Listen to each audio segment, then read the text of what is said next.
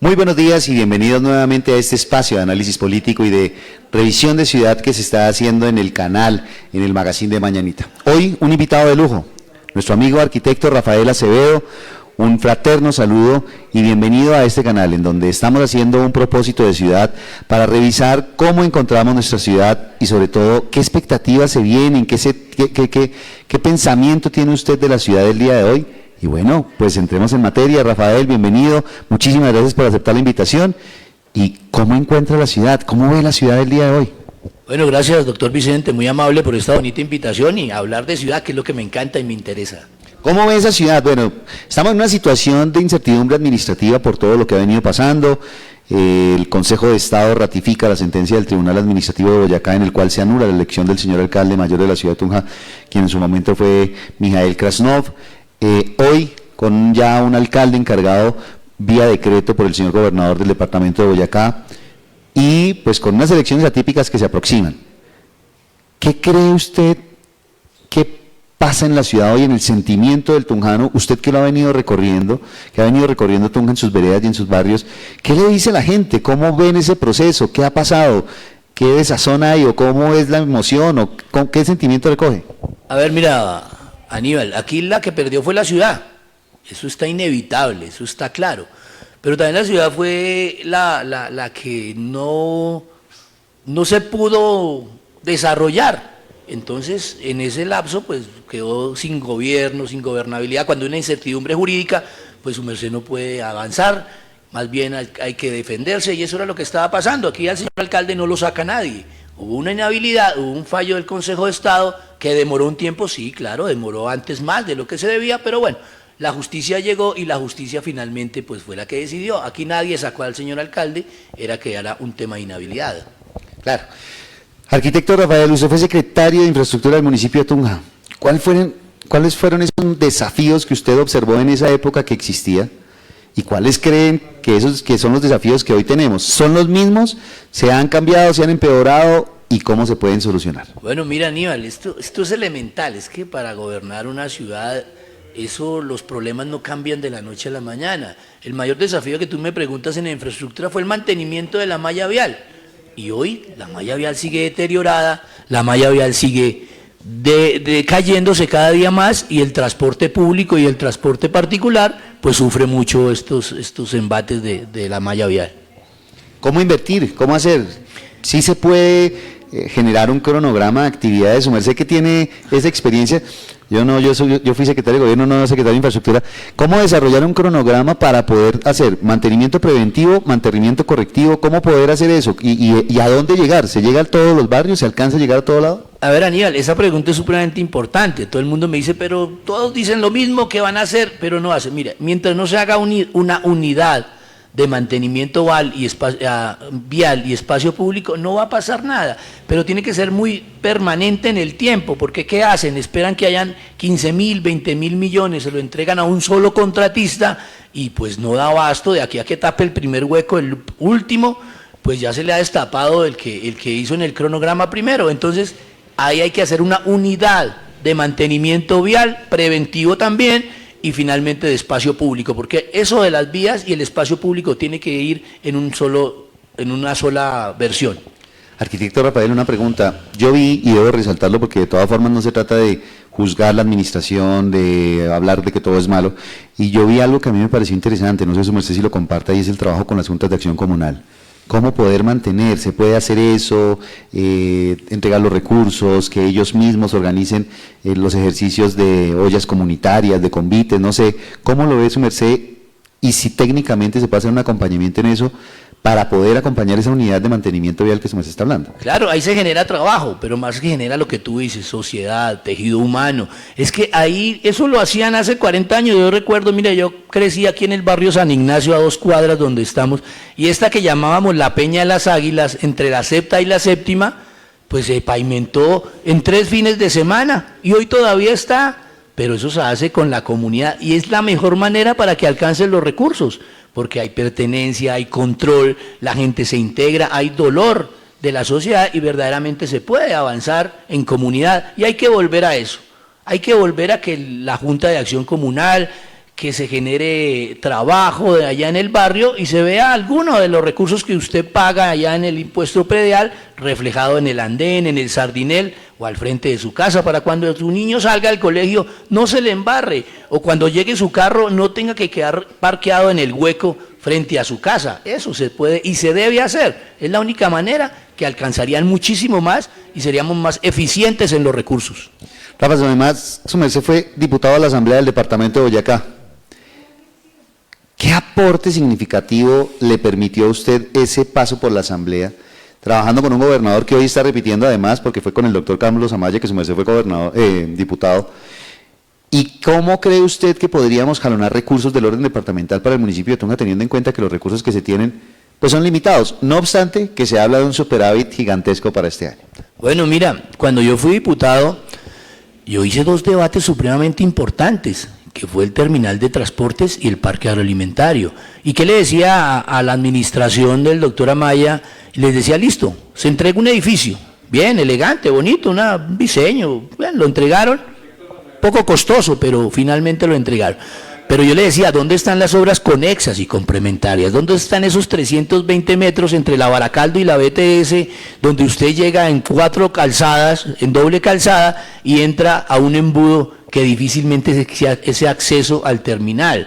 Mira, hoy pasa algo en el terminal de transporte y no hay una salida de emergencia. Si tú haces una perimetral por el lado allá de atrás, donde hay unas cárcavas que todavía no se han podido ni resolver, pues vas a evacuar el terminal. Pero hoy pasa algo en la única salida que tiene, ¿por dónde sacas, por ejemplo, ese parque automotor que siempre anda parqueado? Entonces eran esos, obras complementarias, obras conexas. No hay un andén, el peatón es el más importante dentro de la movilidad, y no hay el andén que llegue dignamente allá. A las señoras en los coches todavía les toca por la calzada. Son cosas elementales. Sí, hay un edificio, bien, pero ¿dónde están las obras complementarias, conexas, que dé bienestar al sector? Eso era lo que yo le decía. Lo mismo en el parque agroindustrial. Se diseñaron unas bodegas, se diseñaron unas circunstancias, pero no fueron técnicamente muy bien hechas. Para cargar una tractomula, usted tiene que subir del piso a la tractomula. No dejaron la plataforma a nivel de tractomula, que es lo que debiera hacer al tema de la carrocería. Cosas como esa. Yo soy técnico, pero también soy muy social, porque es que la técnica da lo social, y ahí es donde puedo aportar mucho, y sé, y tengo experiencia, conocimiento, y lo he hecho, y lo hago con cariño. Pues yo por los barrios me las paso ayudando a la gente. Hemos construido como 3 iglesias con la comunidad, Pinos de Oriente, ahorita Patriotas, Manzanares y Curval. ¿Y qué hago yo? Colaborarles, me hago responsable de la obra, pero para que ese pesito o esa inversión que ellos den sea bien invertida, que no lo tengan que demoler, no lo tengan que hacer, y que alguien técnicamente lo haga. Y lo he hecho con las vías, salones comunales. Tú me conoces y sabes que me he recorrido esta ciudad más de 20 años haciendo ese tema social. Por eso para mí esto no es nuevo. Arquitecto, me hizo usted recordar algo, y tal vez, discúlpenme, no es un tema político, pero sí es un tema coyuntural, lo que sucedió este fin de semana con el tema de la falta de agua en el municipio por la ruptura de un tubo en el municipio de Venta Quemada. Usted fue secretario de Infraestructura, manejó la gestión del riesgo del municipio. ¿Cree usted que estas contingencias que se han presentado en materia de agua, porque no solamente pasó este fin de semana, sino ya había venido pasando en otro escenario en donde además se hizo un mantenimiento preventivo en el tubo principal y duró sin agua Tunja casi también una semana? ¿Cómo poder prever, y si se podría eventualmente hacer algún ejercicio con Veolia para que se tenga una fuente alterna sobre este proceso de, digamos, de entrada de agua al municipio de Tunja, porque estamos dependiendo solamente de Teatinos y de que en efecto un solo tubo surta el agua para nuestra ciudad? ¿Cómo lo ve? Y si eventualmente la gestión del riesgo lo manejó o lo ha manejado bien en estos escenarios. A ver, es que para que no haya riesgo hay que tener lo que tú dices, una fuente alterna. Si tuviéramos la fuente alterna de la copa, que eso se viene hablando de hace más de 15 años, eso no es nuevo, es que aquí nada es nuevo, Aníbal. Aquí lo que necesitamos es que verdaderamente ahora haga obras reales y efectos muy prácticos, y eso se tenía que haber tenido, y hoy no tienen ni la concesión todavía. Corpo Boyacá no les ha dado la concesión, y hoy tienen, obvio, unos pozos que abastecen solo el 20%, pero al menos tenemos los pozos. Mira que con eso se abastecieron los hospitales, algunos colegios y cosas de primera necesidad en el tema de riesgo. Pero es que verdaderamente aquí esta ciudad necesita y requiere una fuente alterna. Aquí por el lado de Motavita, si usted mira, allá hay una parte para hacer una presa y una captación entre Tunja y Motavita, y perfectamente podríamos hacer otra fuente alterna, pero es que mientras no se haga y no haya voluntad política y se conozca el territorio, es que ahí es donde fallamos.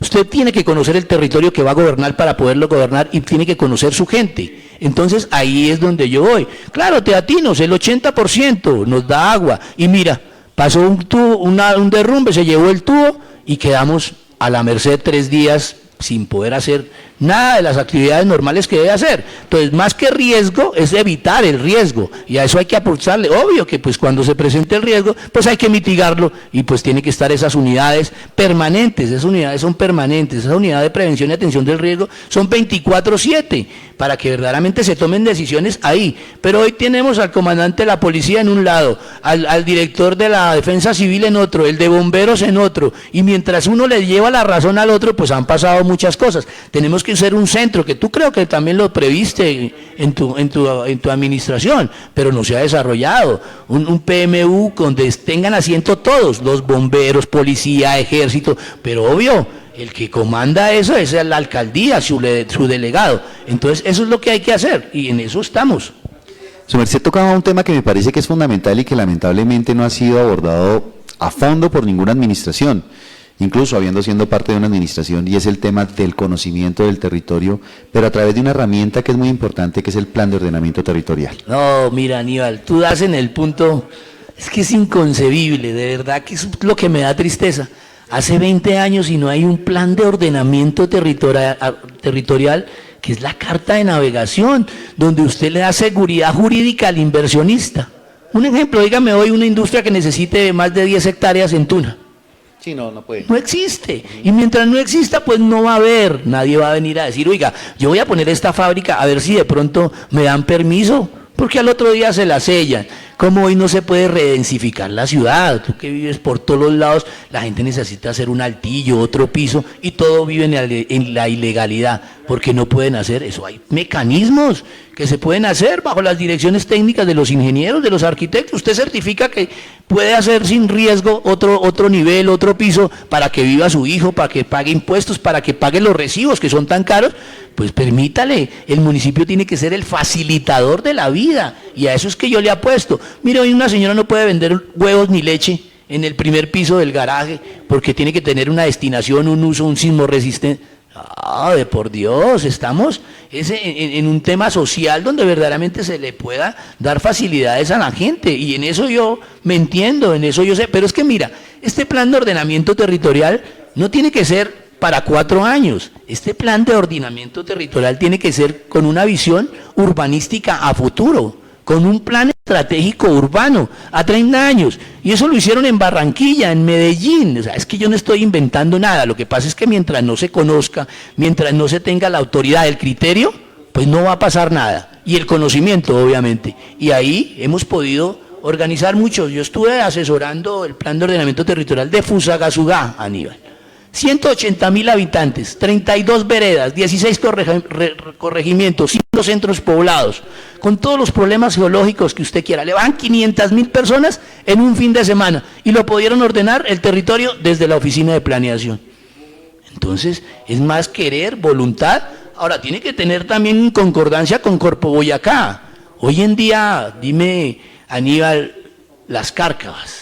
Es un romanticismo que pasó hace 30, 40 años, o es que hace 30 años los tubos de la circunvalar que pasaron en las alcantarillas iban a las cárcavas. Pues no. Entonces hay que habilitar ese suelo de las cárcavas y ponerlo al servicio del disfrute del espacio público, de los escenarios deportivos. Ahí el municipio tiene 80.000 metros, allá en el parque detrás del hospital, botados, porque tiene que ser, es un basurero, porque nadie habilitó una cárcava. ¿Ya sabe cuántas canchas de fútbol caben allá? 5. Yo ya tengo los diseños y los proyectos de eso, y eso no necesitamos millones de millones, necesitamos eso es un bulldozer y una topografía, y mueva tierras, habilite ese suelo, y perfectamente podemos hacer eso. Y así en el norte, en todos los lados. Hoy no puedes construir porque una punta que se le dio a alguien por decir que es que en la punta de su lote había una afectación de cárcava y tiene afectado el 10%, y no le dan una licencia de construcción. De por Dios, para eso hay sistemas constructivos que soportan. Construyen en el mar, ahora no vamos a poder construir acá. en nuestro territorio, no, eso es lo que a mí me conmueve y me mueve a administrar y por eso este año y medio puede ser el mejor año de los últimos 20 años en el desarrollo territorial de la ciudad de Tuna, y a eso le apuesto, Aníbal. Otro tema que es fundamental y que es importante tratar acá, la seguridad en Tunja. Tunja, ciudad capital, la ciudad capital más segura de Colombia. Una virtud, pero un reto. ¿Cómo mantener a Tunja como esa ciudad capital segura, en donde la gente en los barrios supere la sensación de inseguridad que puede existir? Porque sí, claro, pues pasan cosas, nosotros no vivimos en Suiza, eso es elemental, pero a veces la sensación de inseguridad de nuestro municipio se pasa al pensamiento colectivo y generan pánico. ¿Cómo poderla superar? ¿Cómo poder invertir? ¿Qué hay que hacer ahí, Rafa? Mire, ¿cuál es el mejor cuidador de uno? El vecino. Pero es que para eso tiene que haber una red, un compromiso, y el vecino cuando te ven que te van a hacer algo, pues tiene que informar, pero hay tantas aplicaciones, tantos sistemas, tantas cosas que se pueden hacer inmediatamente para hacer. Ayer hablaba con unas personas allá de Las Nieves, es más exactamente la administradora de un hotel ahí de la esquina, donde arrancaba la calle peatonal, y me decía, mira, aquí llegan los turistas, pero apenas llegan a la esquina de Las Nieves a parquear al frente del hotel, lo primero que le llega son 4 o 5 personas a pedirle plata. Puede hacer que no sean malhechores, pero es la sensación que tú describes. Cuando tú llegas de una ciudad que no es la tuya y te paras al frente de un hotel y lo primero que te abordan son 5 personas diciéndole deme 1000, deme 2000, ayúdeme, no he comido, no he almorzado, pues hermano, usted esa sensación le va a cambiar, o usted se baja con temor o arranca el carro y ya no, sigue ahí. Ahí es donde hay que hacer, y son temas y programas de seguridad que tú los trataste, los dejaste planteados, pues hay que hacerlo. Mire eso de las cámaras, todo eso, no hay que dejar que se nos dañe la mayor virtud, que es la seguridad y la sensación de seguridad, y para eso hay muchísimas formas de hacerlo, por eso Tuna se convierte en un buen vividero, porque todavía tenemos esa sensación de seguridad, y lo podemos controlar. Tuna es fácil de controlar. Un tema que es álgido, el espacio público, Rafael. Cuando estuve como secretario hicimos la gestión para que la gobernación del departamento pudiera entrar al inmueble que se compró en la administración del doctor Pablo Cepeda, de la cual también hiciste parte, y ya cortaron la cinta, pero no ha podido hacerse el ejercicio del espacio público. ¿Cómo poder liberar el espacio público, armonizar el espacio público en el centro histórico de la ciudad de Tunja y en otros sectores? Porque también debo decirlo con franqueza, hoy hemos visto una gran cantidad de casetas que no existían, por lo menos que yo no dejé con autorización, porque el espacio público se puede conceder bajo unos criterios técnicos, pero hoy se ve una gran cantidad de casetas y además mucha más comercialización informal en el espacio público del centro histórico. ¿Qué hay que hacer? ¿Cómo lo podemos hacer? A ver, aquí hay que tener autoridad, tú la ejerciste. Tú sabes que es con autoridad, con criterio, pero también favoreciendo a los que necesitan, no a los que hacen negocio y se hacen un capital o una empresa a costillas de los que están ahí, porque hay muchos de los que dicen estar en el espacio público, están pagos por un empresario que les da 20.000, 30.000 para que les venda unos sacos o lo que venden.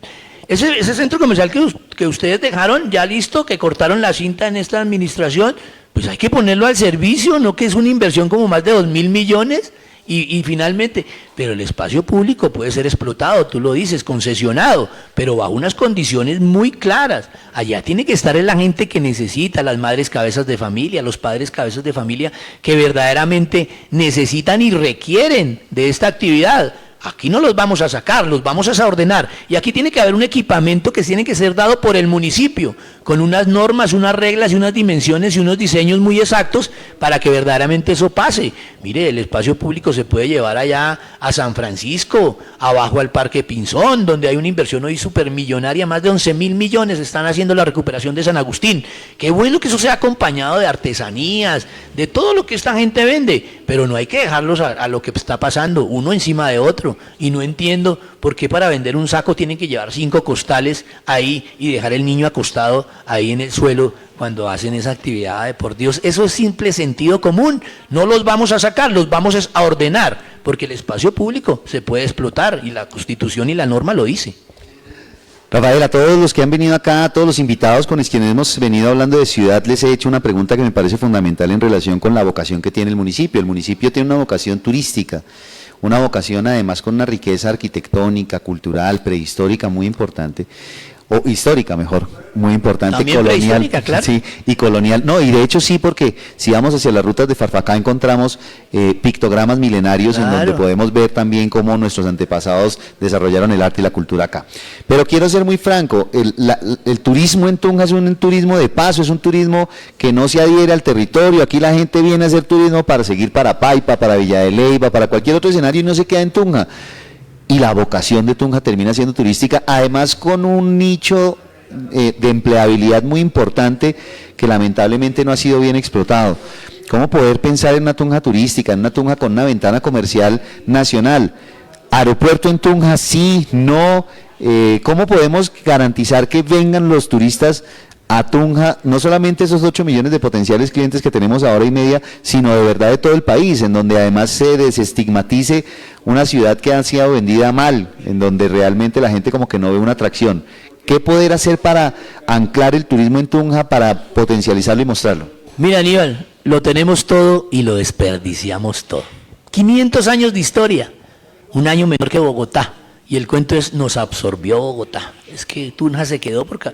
Ahora hagamos lo contrario, absorbamos a Bogotá ahí, en la mejor industria, en la industria sin chimeneas, donde verdaderamente se puede generar el espacio, se puede generar el ingreso sin mayor problema. Si traemos turistas, pues se va a vender el tinto, la empanada, el almuerzo, en fin, eso, la artesanía, todo se dispara.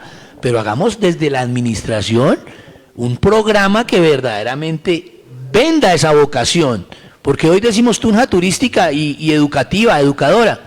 Tunja no tiene un potencial turístico, sí, pero sin desarrollar. Hoy ve a las iglesias y están cerradas, no porque ellos quieren, sino simplemente porque no hay quien las cuide, no hay una política. Las casas, mira, este patrimonio se nos está cayendo, pero por la negligencia, porque un proyecto de cualquier índole tiene que ir hasta el Ministerio de Cultura y dura 3 o 4 años, mientras vuelve, pues se va a caer la casa, porque no que es la cubierta, esa cubierta en zinc de la Plaza de Bolívar lleva 12 años y no ha habido la autoridad del criterio. Mire, el patrimonio es del municipio y de nosotros, así el inmueble sea privado, y si no puede el inmueble, pues permítame, nosotros lo intervenimos y le pasamos la cuenta, y si no puede pagar, pues entonces venga, se lo compramos, pero no vamos a permitir que el patrimonio se caiga.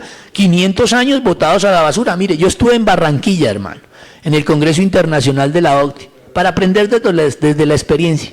Y comprobé que los que ellos pensaron hace 30 años, hoy están terminando y convierten a Barranquilla en la ciudad emergente más importante de Latinoamérica y ejemplo mundial. Y queda en Colombia, hermano.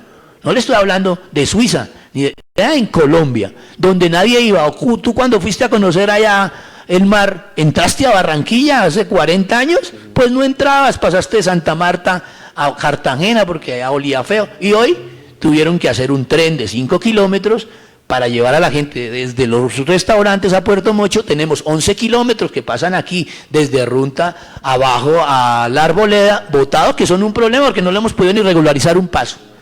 Entonces ahí es donde verdaderamente empezamos a construir ciudad. Esto no se hace en año y medio, no se hace, pero sí en 20, 30 años. Hay que hacer aquí una corporación, llamémosla, una estructuración que la voy a llamar Visionarios Tunja 500 años. Donde la vamos a firmar 50.000 tunjanos que quieran la capital, que cada uno lleve su proyecto, lo apruebe y se meta dentro de ese plan, para que verdaderamente el que llegue, del color que sea, se limite a hacer lo que se debe hacer, y no que cada uno haga sus temas particulares por 4 años y que se vaya y mire a ver qué queda el resto, lo que deje. Entonces ahí es donde verdaderamente empezamos a construir ciudad y empezamos a construir futuro. Vuelvo al ejemplo de Barranquilla, porque a mí me gusta, porque es que mientras no se den ejemplos, Barranquilla tiene 238 años, hermano. No tiene mayor riqueza cultural. El carnaval, pero eso fue de última. Y hoy nosotros tenemos 500 años y no tenemos un proyecto, uno, bien estructurado para ir al gobierno nacional a decirle, oye, devuélvanos esa deuda histórica que usted tiene con Boyacá y con Tunja para que verdaderamente aquí pase algo.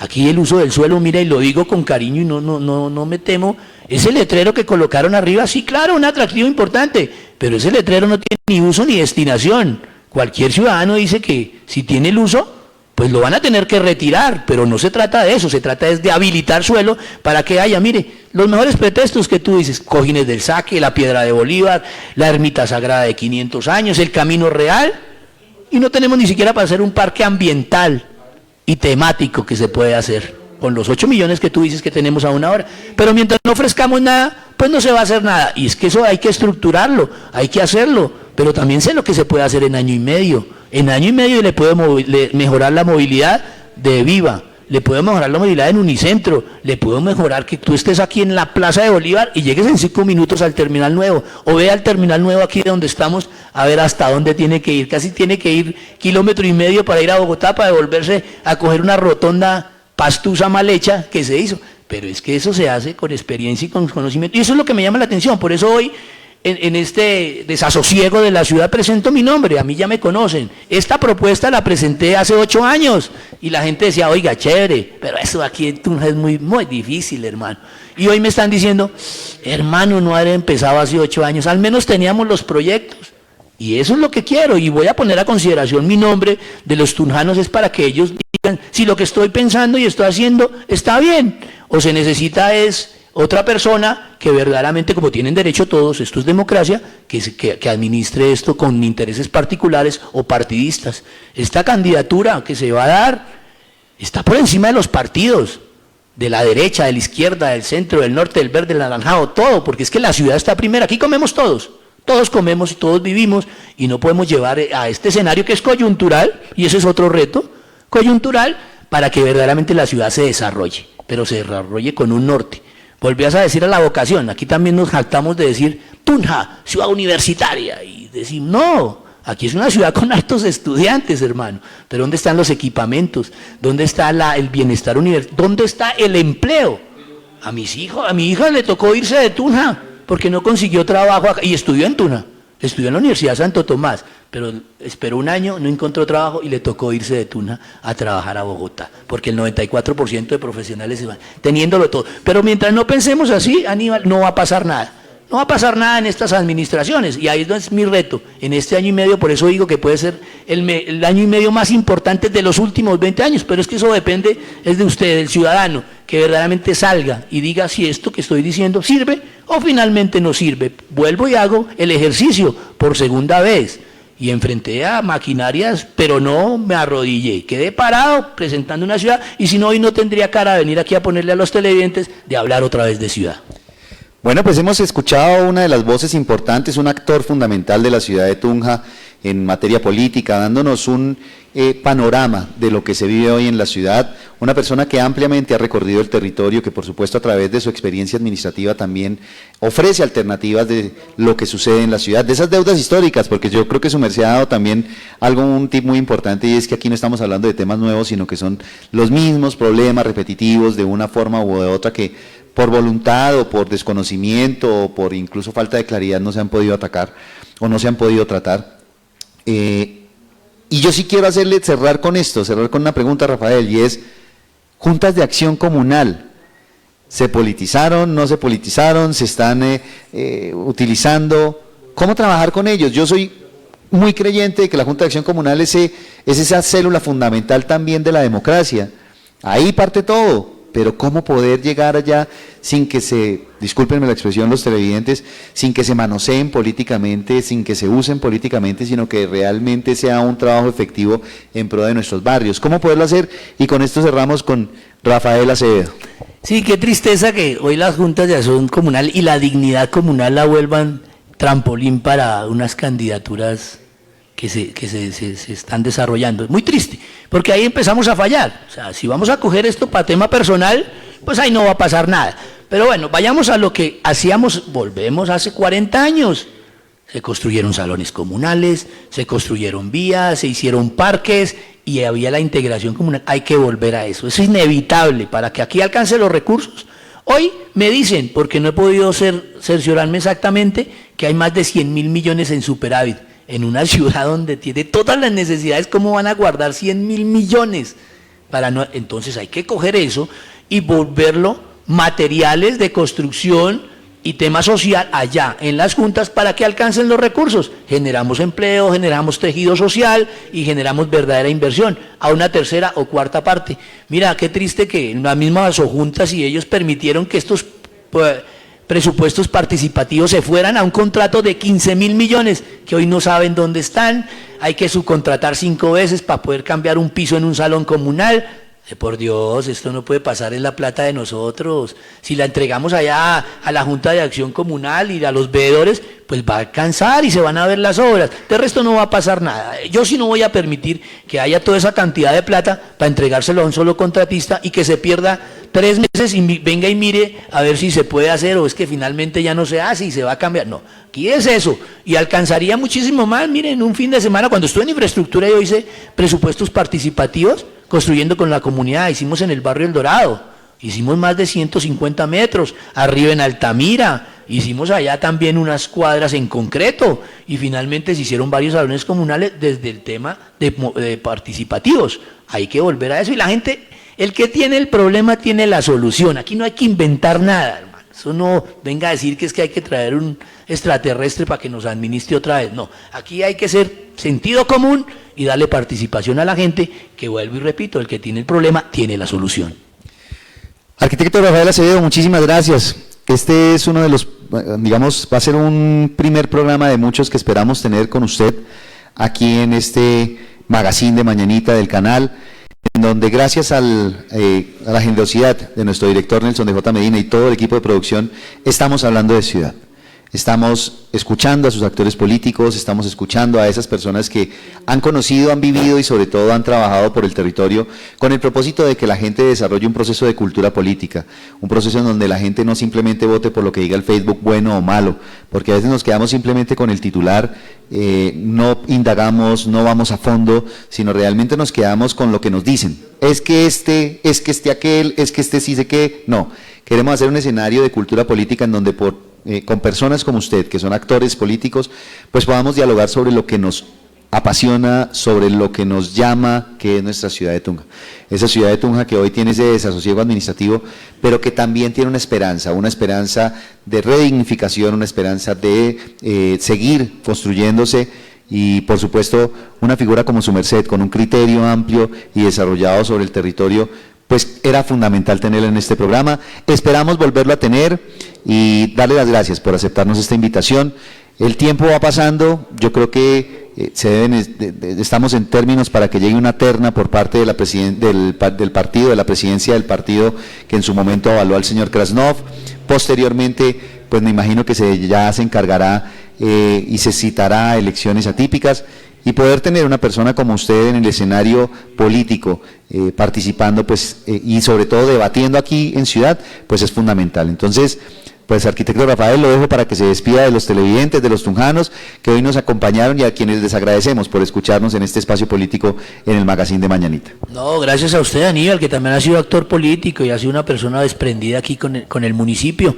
Y a los televidentes, simplemente hay que seguir, la vida sigue, eso es como cuando falta alguien, sí, muy triste, pero aquí hay que seguir y hay que seguir proponiendo ciudad, hay que seguir articulando para que verdaderamente nuestros hijos digan en 20, 15 años que puedan votar, oye, pero mis papás a quienes se elegían para que esta ciudad esté bien o esté mal. Ustedes hacen su análisis, ustedes mirarán y ustedes son los que deciden, finalmente los que van a dar el voto allá en mes y medio, que creo, son ustedes, y verán el rumbo de la ciudad en este año y medio, que es el más importante en los últimos 20 años.